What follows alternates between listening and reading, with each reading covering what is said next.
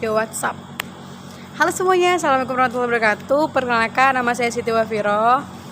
Saya dari kelas 3 BBKPI dengan NIM 1231 1624 688. Nah, pada kesempatan kali ini saya sudah berada di layar handphone saya untuk pemenuhan tugas akhir semester pada mata kuliah Sejarah Islam Asia Tenggara, yang mana dosen pengampunya adalah Bapak Bilhaki Putra MPD. Selamat menonton.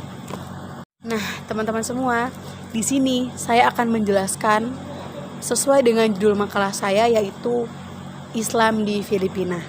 Nah, teman-teman, jika kita menyebutkan kata Filipina atau teman-teman terdengar kata Filipina, apa sih yang paling tergambarkan atau terlintas di pikiran teman-teman? Ya, benar sekali, yakni negara umbun padi. Jadi, kenapa dibilang negara umbun padi? Karena di Filipina itu terkenal dengan sistem persawahannya itu yang sangat-sangat otentik. Masih dibilang sangat-sangat masih dibilang sangat-sangat mengikuti cara-cara tradisional itu di Filipina, teman-teman. Makanya Filipina itu juga disebut sebagai negara lumbun padi. Karena pokoknya itu menjadi ikonnya Filipina. Jadi kalau misalnya ada acara duta besar, atau misalnya pertukaran pelajar, atau misalnya sedang ada rapat besar, nah itu Filipina itu menjadi ciri khasnya. Oke, itu satu. Kemudian yang kedua, jika teman-teman mendengar kata Filipina, apa yang teman-teman lintaskan di pikiran teman-teman? Vanilla? Bukan vanilla, teman-teman. Vanilla itu adalah rasa susu vanilla, bukan susu vanilla. Tetapi jika dengar kata-kata Filipina, maka yang terlintas adalah kata Manila. Apa itu Manila? Manila adalah ibu kotanya Filipina. Oke, saya rasa cukup dengan intro saya tadi. Nah, di sini saya akan menjelaskan awal masuknya, siapa pendirinya dari adanya Islam di Filipina, seperti itu. Nah, teman-teman, Islam masuk di Filipina itu menurut rujukan yang telah saya baca itu pada tahun 1838. Jadi itu kisaran 2 abatan yang lalu itu Islam masuk ke Filipina. Nah, di Filipina itu ada umat Islam di sana, teman-teman. Jadi dengan segala keunikannya Filipina, ternyata Filipina memiliki umat Islam di sana. Walaupun dari sekian persen Katolik, kemudian Hindu, Buddha dan sebagainya. Nah, Islamlah di sana yang paling sangat kecil persentasenya dari jumlah agama lain. Nah, apa sih yang paling besar begitu? Yang paling besar agama di sana persentasenya adalah Katolik. Katolik itu paling banyak di Filipina, teman-teman. Nah, jadi ini menjadi sebuah challenging nih. Islam itu hanya 4%. Di Filipina itu menurut rujukan yang telah saya baca, Islam di Filipina itu hanya memiliki persentase 4%. 4% dari sekian persen. Artinya ini menjadi sebuah challenging. Wah, menarik nih. Bagaimana proses masuknya Islam di Filipina? Bagaimana proses penyebarannya? Tentu bagaimana orang-orang Filipina dalam mempertahankan agama yang sangat-sangat minoritas ini di sana. Begitu. Nah, menurut rujukan yang telah saya baca, ada dua tokoh yang menyebarkan Islam di Filipina. Nah, baik. Menurut rujukan yang telah saya baca, ada dua tokoh yang menyebarkan Islam di Filipina. Yang pertama adalah Syarif Makdum, yang kedua adalah Raja Mindanao. Nah, teman-teman, pada abad ke-14 katanya itu menjadi awal mula masuknya Islam di Filipina. Nah, kemudian Islam di Filipina itu disebut dengan bangsa Moro.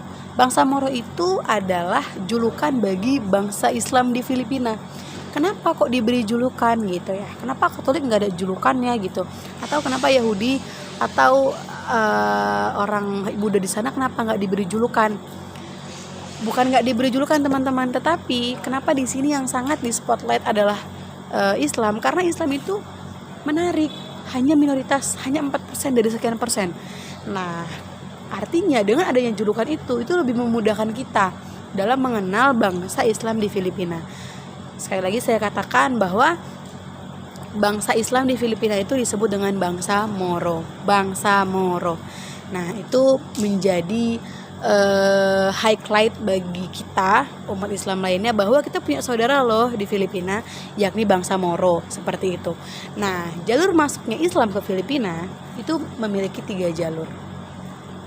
Yang pertama adalah jalur perkawinan, dan jalur ini juga sangat ciri khas di berbagai penyebaran Islam di negara lainnya, contohnya seperti Malaysia, Singapura, itu juga ada jalur perkawinan.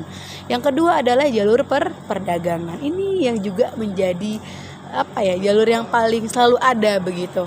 Karena ini menjadi interaksi awal adanya Islam di negara tersebut. Dan yang ketiga adalah jalur politik. Nah, 3 jalur ini merupakan metode penyebaran atau upaya menyebarkan agama Islam di sana. Ada 3, teman-teman, ingat saya ulang, ada 3 proses penyebaran atau cara penyebaran Islam di Filipina, yakni prosesnya itu melalui perkawinan, perdagangan, dan juga politik. Begitu, teman-teman. Nah, pertanyaan lagi teman-teman, bagaimana Islam bisa bertahan sampai sejauh ini di Filipina sana? Nah, jadi gini teman-teman, dulu itu keminoritasnya Filipina ini sangat menjadi challenging bagi umat Islam di Filipina sendiri, yakni bangsa Moro. Kenapa kok bisa dibilang challenging begitu ya? Iya, karena dengan keminoritasan ini banyak sekali tantangan yang dihadapi oleh orang-orang yang ada di sana. Contohnya, ada tiga negara yang menurut rujukan yang saya baca, ada tiga negara yang menjajahi Filipina. Nah, diantaranya itu ada Spanyol, Amerika, dan juga terakhir adalah Jepang. Nah, kabarnya ya, berdasarkan hasil yang telah saya baca, Jepang ini merupakan negara terakhir yang menjajah Filipina. Karena yang pertama Amerika itu ingin menguasai wilayah-wilayah kekayaannya Filipina, yakni lumbung padi. Di sana tuh banyak banget persawahan-persawahan yang hasilnya itu sangat bagus, mutu dan kualitasnya itu sangat bagus dan sangat dijaga oleh Filipina. Nah, menurut rujukan yang saya baca juga, konon katanya Amerika itu ingin sekali menguasai si ikoniknya dari Filipina ini, yakni negeri seumbun padi ini. Jadi bisa dikatakan, dan itu terus berlanjut sampai kurang lebih 2 abad. Nah, kemudian disusul dengan Spanyol dan disusul dengan Jepang. Jadi teman-teman, bisa disimpulkan bahwa sebenarnya di Filipina itu ada bangsa Indonesia. Ternyata di Filipina itu ada umat Islam di sana yang disebut dengan bangsa Moro. Bagaimana mereka mempertahankan agama mereka, tetap meyakinkan diri mereka bahwa Islamlah agama yang sangat rahmatan lil alamin.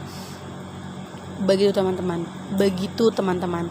Jadi teman-teman semua, kita dapat ambil kesimpulan dari Islam di Filipina adalah walaupun hanya sedikit, tapi tidak mengurangi rasa kita untuk menegakkan kebenaran, yakni agama Islam. Mungkin sekian yang dapat saya sampaikan, kurang lebihnya saya mohon maaf. Assalamualaikum warahmatullahi wabarakatuh.